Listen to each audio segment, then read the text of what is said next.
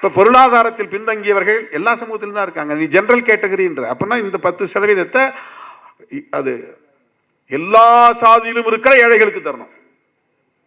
Schedule காஸ்ட்ல இருக்கிற ஏழைகளை define பண்ண, ஷெட்யூல் ட்ரைப்ஸ்ல இருக்கிற ஏழைகளை அடையாளங்க, அவனுக்கெல்லாம் இந்த 10% கொடு, மிச்சத்தை ஷெட்யூல் காஸ்ட்ல இருக்க மற்றவன் பயன்படுத்திவான்.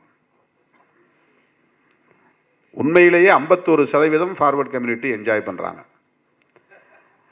அதை யாரும் எடுக்க முடியாது. அந்த 51% போய் ஒரு ஷெட்யூல் காஸ்ட் எடுக்க முடியுமா? 5+7 ரெண்டும் சேர்த்து 22.5, 27 பேக்வர்ட் கிளாஸ்க்கு, அதாவது ஓபிசிக்கு.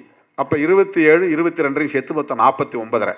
அந்த அறையை விட்டுருங்க 49, மிச்சம் இருக்கிற 51. இந்த 51ல முழுக்க முழுக்க பிற்படுத்தப்பட்டவர் அல்லாத, தாழ்த்தப்பட்டவர் அல்லாத, பழங்குடியினர் அல்லாதவர்கள் தான் பயன்பெற முடியும். அதுதான் நடைமுறையில் இருக்கு. அப்புறம் எதுக்காக நீ 10% தனியா ஒரு இடஒதுக்கீடு கொடுக்குற? இது உண்மையிலே ஒரு ஹம்பக்.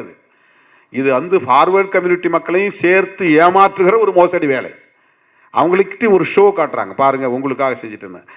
அதுல எந்த விதத்திலையும் அது நடைமுறைக்கு ஒவ்வாதது. அவங்களையும் ஏன்னா 51% அவங்க என்ஜாய் பண்றாங்க. 51% வேற யாரும் போய் காம்படிட் பண்ண முடியாது, வாய்ப்பே இல்லை. 1-2 எங்காவது விழிப்புணர்வு உள்ளவன் சண்டை போடுவான், ஏன்னா ஓப்பன் காம்படிஷன்ல தான் வைக்கணும்னு.